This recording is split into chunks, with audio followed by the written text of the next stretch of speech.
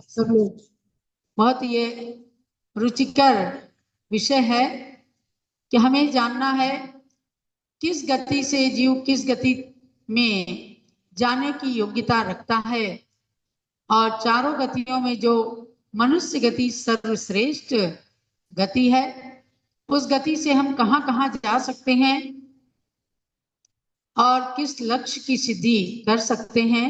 ये आपने जाना है कि मनुष्य गति में भी तीर्थंकर भगवान के आने के दो द्वार हैं, या तो स्वर्ग से आते हैं या नरक से आते हैं। और जाने के यानी तीर्थंकर भगवान के जाने का द्वार एक मोक्ष का द्वार है, पंचम गति। तो जाने का द्वार एक 25वें दंडक रूप मोक्ष का द्वार है, मोक्ष ही है, जहां जाकर के ये जीव वापिस नहीं आता। तो ये विशेष पदवीधारी मनुष्यों में से सर्वप्रथम तीर्थंकर भगवान के लिए बताया।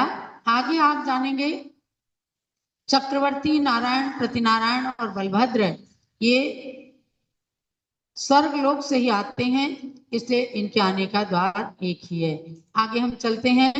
बलभद्र, बलभद्र चक्रवर्ती, बलभद्र, नारायण, प्रतिनारायण ये पदवीधारी होते हैं। तो इन बलभद्रों के लिए कहा है जाने के दो ही द्वार हैं, स्वर्ग या मोक्ष। माने बलभद्र जो पदवीधारी होते हैं, जो नारायण के साथ जिनका निकाचित स्नेह होता है, ऐसे बलभद्र के लिए कहा या तो वो स्वर्ग जाएंगे बलभद्र के पद से या मोक्ष जाएंगे। अगर दीक्षा ले लेते हैं और कर्मों का नाश करने में सक्षम हो जाते हैं, क्षपक श्रेणी पर आरोहण कर लेते हैं, तो मोक्ष जाते हैं। अन्यथा स्वर्ग जाना तो उनका निश्चित ही रहता है।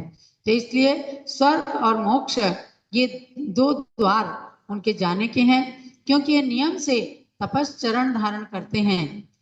अर्धचक्री अर्थात नारायण और प्रतिनारायण ये नियम से नरक ही जाते हैं, ये इनकी नियति है। चूंकि ये राज्य में ही मरते हैं, अतः ये उसी ही भाव से मोक्ष को प्राप्त नहीं कर सकते, किंतु अंत में ये नियम से निर्वाण को प्राप्त करते हैं।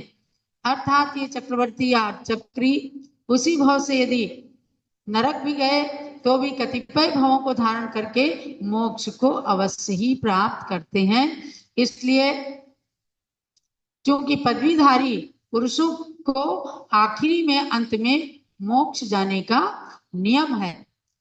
ये 63 सलाखा पुरुषों की बात हुई, जिनका वर्णन आदि पुराण, उत्तर पुराण यानी महापुराण ग्रंथ के अंदर आचार्य श्री जिनसेन स्वामी, आचार्य श्री गुणभद्र स्वामी इन लोगों ने किया है। उसके विषय में आपको विशेष रूप से जानकारी उन ग्रंथों से प्राप्त करना है। अब आगे चलते हैं। जो कुलकर हो जाते हैं या नारद हो जाते हैं या रुद्र हो जाते हैं और कामदेव हो जाते हैं या तीर्थंकर के माता पिता होते हैं, वे भी इन पदों को धारण करने के लिए कुछ भव के बाद मोक्ष को अवश्य ही प्राप्त कर लेते हैं।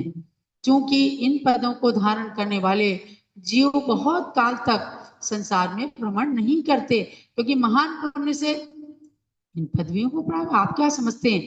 तीर्थंकर भगवान तो पुण्य के अवतार होते ही हैं, लेकिन उनको जन्म देने वाले जो माता पिता हैं, उनकी भी आ करके सौधर्मेंद्र भी उनकी पूजा करते हैं।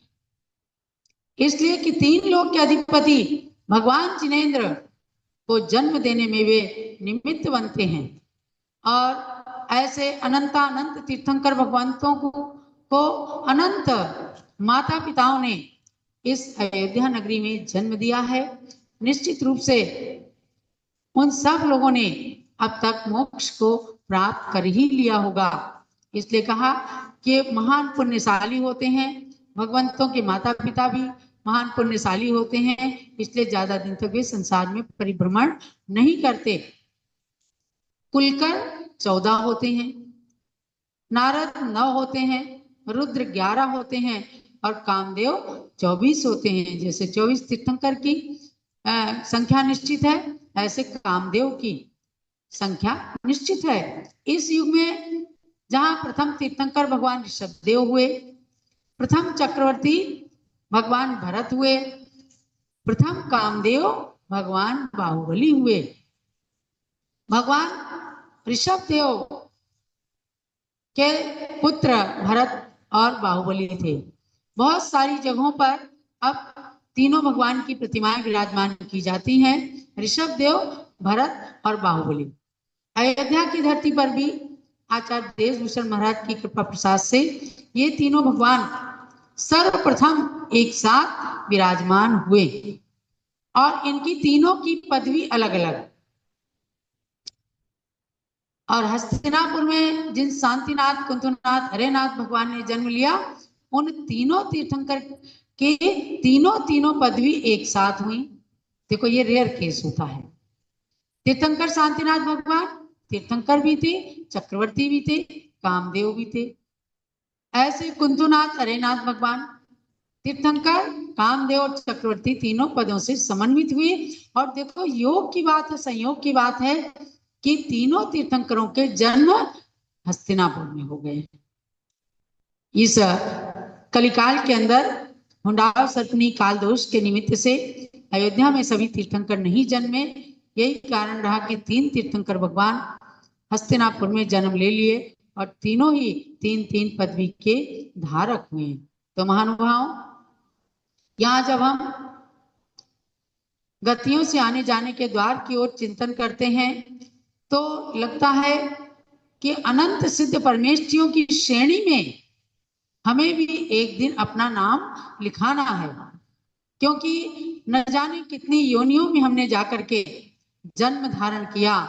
देव योनि, मनुष्य योनि और पशु योनि और नरक में भी न जाने कितनी बार गए, लेकिन अब सम्यक दर्शन मिल गया है तो अब हमारा भी संसार बिल्कुल सीमित हो गया है और एक न एक दिन जल्दी से जल्दी अपने को मोक्ष प्राप्त करने की अभिलाषा है।